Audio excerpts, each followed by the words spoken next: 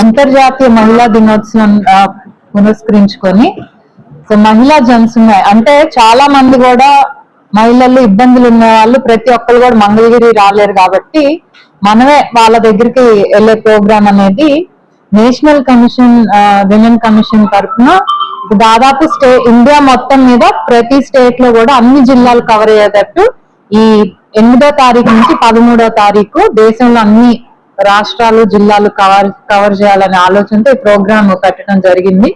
So మేము ఈ రోజు నుంచి మొదలు పెట్టాము. ఫస్ట్ గా నెల్లూరు, రేపు గుంటూరు, తర్వాత విజయవాడ, దెన్ రాజమండ్రి, ఆ తర్వాత లాస్ట్ వైజాగ్ తో దాదాపు ఒక 15 డిస్ట్రిక్ట్స్ కవర్ చేస్తున్నాం ఈసారి. సో దీంట్లో ఏంటంటే ఈ రోజు మా దగ్గరికి వచ్చిన పిటిషన్స్ ఏదైతే ఆఫీస్ కి వచ్చినాయో వాటికి ఇంకా యాక్షన్ టేకన్ రిపోర్ట్ కానివ్వండి, లేకపోతే ఇంకా మా సమస్య తీరలేదంటే వాళ్ళకి కూడా స్పెసిఫిక్ గా పిలిపిస్తాం మా దగ్గర ఉన్న పిటిషన్స్.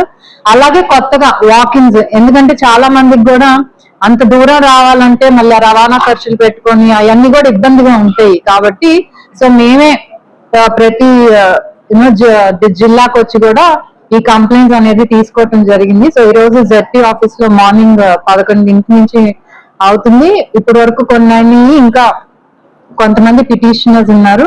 సో దాదాపు ఒక 30 వరకు ఈ రోజు వచ్చినాయి అనమాట. వీటిని ఏంటంటే వెంటనే ఇక్కడ పోలీస్ డిపార్ట్మెంట్ నుంచి నోడల్ ఆఫీసర్ ఉన్నారు, అలాగే రెవెన్యూ నుంచి ఉన్నారు, అలాగే women and child, then DLSA's legal advisers ఉన్నారు. సో మోస్ట్లీ ఈ కేసు ఇప్పుడు వచ్చిన కేసు ఇక్కడికిక్కడ పరిష్కరించవచ్చు అనే విధంగా మేము ప్రయత్నం జరుగుతుంది. సో వచ్చినవన్నీ కూడా మేము రెగ్యులర్ గా ఫాలో అప్ చేస్తూ ఎంతవరకు వచ్చేది అనేది కూడా చూస్తూ ఉంటాము. అంటే ఎక్కువ వచ్చి గ్రోయిన్స్ అండి, మోస్ట్లీ ఎక్కువ వచ్చిన ఇవి గ్రోయిన్స్.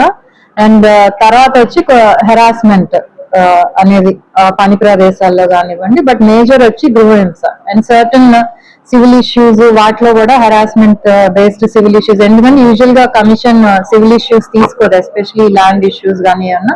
కానీ హెరాస్మెంట్ బేస్డ్ ఏదైతే సివిల్ ఇష్యూస్ ఉన్నా, లేకపోతే సీనియర్ సిటిజన్స్ కి సంబంధించిన ఏమైనా ఉన్నా కూడా మేము తీసుకుంటాం. ఇంకెవరైనా ఏదన్నా మహిళల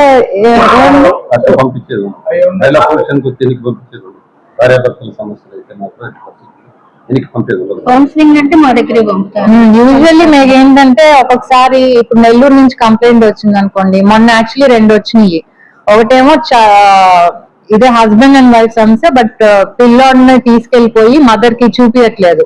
సో ప్రతిసారి మా దగ్గరికి రాలేరు కాబట్టి మేము వెంటనే ఇక్కడికి ఓఏసీకి, పీడీకి రిఫర్ చేసి సాల్వ్ చేస్తారు. అలాగే హెరాస్మెంట్ అనే కేసు వచ్చినా కూడా వర్క్ ప్లేసెస్ లో ఇంతకుముందు ఏంటంటే మేము ఇన్స్టిట్యూట్ అంటే ఈ కాలేజ్ నుంచి వస్తే ఆ కాలేజ్ కే పంపిస్తాం.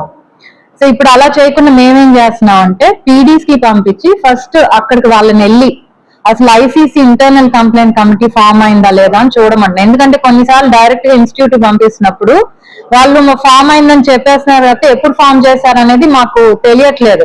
మేము పంపించాక ఫామ్ చేయొచ్చు. సో అది జరగకుండా ఉండటానికి కొంచెం ఏంటంటే అకౌంటబిలిటీ అనేది క్రియేట్ చేయడానికి కూడా మేము ఇన్ పర్సన్ అలా పంపించి కనుక్కొని చెప్తున్నా ఐసీసీ ఉందా, ఒకవేళ ఉంటే ఫస్ట్ ఆ కంప్లైంట్ వాళ్ళ దగ్గరికి వస్తే అది మీరు చూసారా లేదా, చూడకపోతే ఎందుకు చూడలేదు, ఒకవేళ చూస్తే రిపోర్ట్ ఏంటి, ఎందుకంటే మీ దగ్గరికి వచ్చినప్పుడు మళ్ళీ మా దగ్గరికి రావాల్సిన అవసరం లేదు, మీరు సరిగ్గా చేయలేదా, ఇవన్నీ కూడా మేము ఇన్ పర్సన్ పంపించి వెరిఫై చేపిస్తున్నాం.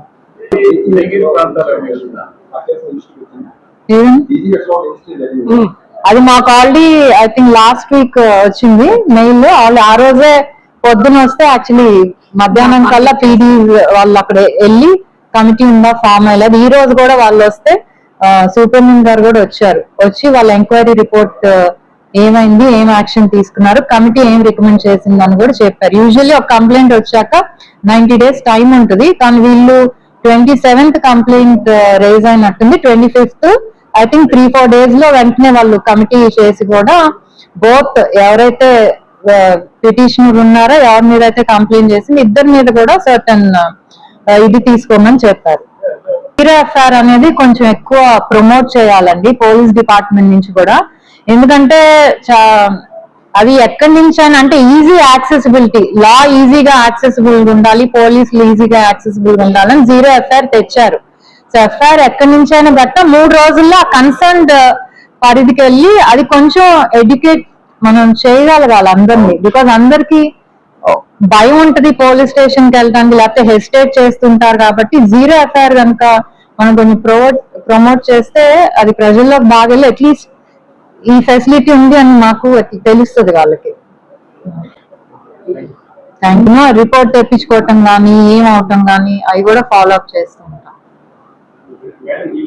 ఏదైతే డిపార్ట్మెంట్ సంబంధించి ఆల్రెడీ కొన్ని కేసెస్ లో ఏంటంటే రెస్పాండెంట్స్ రాలేదు.